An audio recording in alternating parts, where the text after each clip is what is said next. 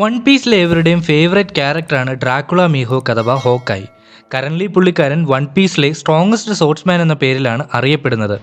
Chapter 49 anime episode 23-ലുമായിട്ടാണ് ഇദ്ദേഹത്തെ ആദ്യമായി അവതരിപ്പിക്കുന്നത്.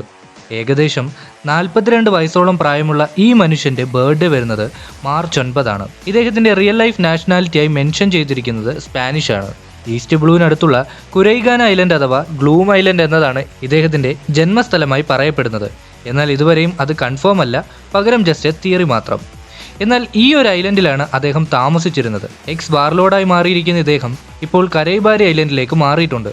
അതിലേക്ക് വരുന്നതിന് മുമ്പായി നമ്മുടെ ചാനൽ 1K സബ്സ്ക്രൈബേഴ്സ് എന്ന മൈൽ സ്റ്റോൺ അച്ചീവ് ചെയ്തിരിക്കുകയാണ്. ഇതിലേക്ക് എത്താൻ സഹായിച്ച എല്ലാ കൂട്ടുകാർക്കും ഒരുപാട് നന്ദിയുണ്ട്. ഇനിയും നിങ്ങളുടെ സപ്പോർട്ട് തുടർന്നുള്ള നമ്മുടെ ജേണിയിൽ ഉണ്ടാകുമെന്ന് പ്രതീക്ഷിക്കുന്നു. കൂടാതെ ഞാൻ എന്നും പറയുന്നത് പോലെ വീഡിയോ അവസാനം വരെ കാണാൻ ശ്രമിക്കുക.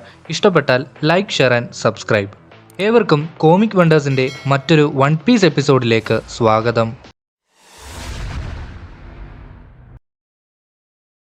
ഒരു മറൈൻ ഹണ്ടറായി തുടങ്ങിയ തക്കാനോമെ പിന്നീട് മറൈൻസിന് വേണ്ടി വർക്ക് ചെയ്യുന്നു. അതിലൂടെ 7 വാർലോഡ് എന്ന പദവി നേടിയെടുത്തു. ഈ ഒരു പദവിയിലിരിക്കെ തന്നെ ഒരുപാട് പൈററ്റ്സുകളുടെ പേടി സ്വപ്നമായി മാറാൻ ഇദ്ദേഹത്തെ കൊണ്ട് സാധിച്ചു. ഒരു സിംഗിൾ ബ്ലോയിലൂടെ ഒരു മാസീവ് ഷിപ്പിനെ പോലും രണ്ടായി സ്ലൈസ് ചെയ്യാനും ഈസ്റ്റ് ബ്ലൂവിലെ മോസ്റ്റ് പവർഫുൾ ഫ്ലീറ്റ് ആയിരുന്ന ക്രീക്സിൻ്റെ 50ഓളം പോകുന്ന ഷിപ്പുകൾ ഗ്രാൻഡ് ലൈനിൽ തന്നെ ഒറ്റയ്ക്ക് നിന്ന് തകർത്തെറിയാനും മീഹോക്കിനെ കൊണ്ട് സാധിച്ചു. താനൊരു വാർലോഡ് ആയിരിക്കുമ്പോൾ തന്നെ തൻ്റെ ഗ്രേറ്റസ്റ്റ് റൈവലറി ആയിരുന്നു 4 എംപറേഴ്സിൽ ഒരാളായിരുന്ന ഷാങ്ക്സ്. എന്നാൽ ഷാങ്ക്സിൻ്റെ ഒരു കൈ നഷ്ടപ്പെടുന്നതോടുകൂടി അയാളോടുള്ള തൻ്റെ റൈവലറി ഇൻട്രസ്റ്റ് എന്നേക്കുമായി ഇല്ലാതായി. അതിനുശേഷം തനിക്ക് ഫ്യൂച്ചറിൽ ഒരു എതിരാളിയായി മാറാൻ പോകുന്ന സൊറോയെ കണ്ടുമുട്ടുന്നതും അവനെ തൻ്റെ റൈവലറിയായി തിരഞ്ഞെടുക്കുന്നതും. എന്നാൽ തന്നെ തോൽപ്പിക്കണമെന്ന് പറഞ്ഞു നടക്കുന്ന അതേ പയ്യന് താനൊരു മെൻഡറായി മാറുമെന്ന് ഒരിക്കൽ പോലും അദ്ദേഹം ചിന്തിച്ചിരുന്നില്ല. ആർമമെന്റ് ഹാക്കി എങ്ങനെയെല്ലാം സോർഡ് ഫൈറ്റിൽ യൂസ് ചെയ്യാമെന്നുള്ള സകലമാന സ്റ്റൈൽസും സൊറോയ്ക്ക് പറഞ്ഞു കൊടുക്കുന്നത് മീഹോക്ക് തന്നെയാണ്. പൊതുവെ അങ്ങനെ ആരോടും പോസിറ്റീവായി പെരുമാറുന്ന വ്യക്തിയല്ല മീഹോക്ക്. ചുരുക്കം ചില സാഹചര്യങ്ങളിൽ മാത്രമാണ് അദ്ദേഹം നന്നായി പെരുമാറാൻ ശ്രമിക്കാറുള്ളൂ. മറൈൻ ഫോർഡ് ആർക്കിൽ സ്ട്രോങ്ങസ്റ്റ് മാൻ എന്ന് ലോകം വിശേഷിപ്പിച്ച എഡ്വാർഡ് ന്യൂഗേറ്റ് അഥവാ വൈറ്റ് ബിയർഡ് എന്ന മനുഷ്യനെ പോലും യാതൊരു ഭയവുമില്ലാതെ എതിരിടാൻ ശ്രമിച്ച വ്യക്തിയാണ് മീഹോക്ക്. എന്തുകൊണ്ട് മീഹോക്കിനെ ഹോക്കായി എന്ന് വിളിക്കുന്നു എന്ന് ചോദിച്ചാൽ അദ്ദേഹത്തിൻ്റെ കണ്ണുകളാണ്. ഒരു യെല്ലോയിഷ് കളറിൽ കാണുന്ന ഈ കണ്ണുകൾക്ക് ഡീപ്പർ മീനിങ്ങുകൾ ഉണ്ടെന്ന് പറയപ്പെടുന്നു. ചില ഫാൻ തിയറീസ് പ്രകാരം ഈ കണ്ണുകൾ ഇമ്മോർട്ടാലിറ്റിയെ പ്രതിനിധീകരിക്കുന്നുവെന്നും കൂടാതെ ഇത് ഏൻഷ്യൻ കാലഘട്ടത്തിലെ പല വിഭാഗം ജനങ്ങൾക്കുമുണ്ടായിരുന്ന ചില കണ്ണുകളെപ്പോലെ, ഫോർ എക്സാമ്പിൾ ഇമൂസാമ, സൊനേഷ എന്നിവരുടെ കണ്ണുകളോട് സാമ്യമുള്ളതായും അതിനാൽ ഏൻഷ്യൻ കാലഘട്ടവുമായി മീഹോക്കിന് എന്തോ ഒരു ബന്ധമുണ്ടെന്നും അതിനാൽ ഒരു വലിയ റോള് തന്നെ ഫ്യൂച്ചറിൽ ഈ ഒരു ക്യാരക്ടറിന് ഉണ്ടാവുമെന്നും പറയപ്പെടുന്നു. It's just A fan theory, അതങ്ങനെ കണ്ടാൽ മതി. മീഹോക്കിൻ്റെ പക്കൽ 2 ആയുധങ്ങളാണ് കാണപ്പെടുന്നത്.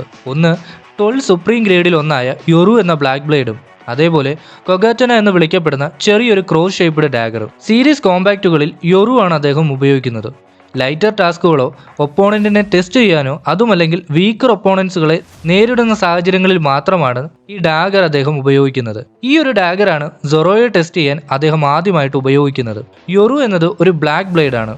ഒരുപാട് പോരാട്ട വീര്യത്തിന്റെ ഭാഗമായി ആർമമെന്റ് ഹാക്കി അളവിലേറെ യൂസ് ചെയ്തതിനാൽ ആ ഒരു സോഡ് എന്നേക്കുമായി അഥവാ പെർമനന്റ്ലി ബ്ലാക്ക് ഷെയ്ഡിലേക്ക് മാറപ്പെട്ടു. അതിനാൽ ഈ ഒരു സോഡ് ഹൈലി ഇമ്മൻസ് ആക്കി ഉൾക്കൊള്ളുന്നതിനാൽ ഒരു സിംഗിൾ ബ്ലോയിലൂടെ എന്തിനേയും രണ്ടായി പിളർത്താൻ ഈ വാളിനെ കൊണ്ട് സാധിക്കും. ഒരു വെസ്റ്റേൺ സ്റ്റൈലിൽ മേക്ക് ചെയ്തിരിക്കുന്ന ഈ സോഡ് ഒരു ക്രോസ് ഷേപ്പിലാണ് കാണപ്പെടുന്നത്. ഏകദേശം 3.5 ബില്യൺ ബെറീസ് ആണ് മറൈൻസ് ഇദ്ദേഹത്തിന്റെ തലയ്ക്ക് വിലയിട്ടിരിക്കുന്നത്. ഡ്രസ് റോയ്സിലെ ഇൻസിഡന്റിന് ശേഷം വാർലോഡ് സിസ്റ്റം അബോളിഷ് ചെയ്തതിനാൽ എക്സ് വാർലോഡായി മാറി മീഹോക്കിനെ എൻറ്റയർ മറൈൻസും വേട്ടയാടാൻ ആരംഭിച്ചു. ക്രോസ് ഗിൽഡിനെ കുറിച്ച് മനസ്സിലാക്കിയ ക്രോക്കഡൈലും മീഹോക്കും ബഗ്ഗിയെ തങ്ങളുടെ കൺട്രോളിൽ എടുത്തുകൊണ്ട് ക്രോസ് ഗിൽഡിന്റെ ഭാഗമായി ഒരു എംബററിന്റെ പ്രൊട്ടക്ഷനിൽ സേഫായി നിൽക്കുക എന്നതാണ് ഇപ്പോഴത്തെ പ്ലാൻ. എന്നാൽ മീഹോക്കിനെ സംബന്ധിച്ച് ഇതിൻ്റെ ഒരു ആവശ്യവുമില്ല. ഒരു യോങ്കോ ലെവലോളം പവർഫുൾ ആണ് ഈ ഒരു മനുഷ്യൻ. ബട്ട് ബഗ്ഗിയുടെ ട്രൂ മോട്ടീവ് എന്താണെന്നുള്ളത് മനസ്സിലാക്കിയതിനു ശേഷമാണ് ക്രോക്കഡൈൽ മുന്നോട്ട് വെച്ച പ്രപ്പോസല് മീഹോക്ക് അംഗീകരിക്കുന്നത് പോലും. ഒരുപക്ഷെ ലൂഫിക്ക് പൈററ്റ് കിങ് ആകണമെന്നുണ്ടെങ്കിൽ ഈ ഒരു ക്രോസ് ഗിൽഡിനെ അവസാന പോരാട്ടത്തിൽ നേരിടേണ്ടി വരുമെന്ന് തന്നെ പറയാം. അതുപോലെ ഗൈസ്, ഒരു സാധാ പൈററ്റ് ആയിരുന്ന ബഗ്ഗിയെ എംബറാക്കി മാറ്റി അതിന്റെ ക്രിയേറ്റർ ഒന്നും മുന്നിൽ കാണാതെ ചെയ്യില്ല.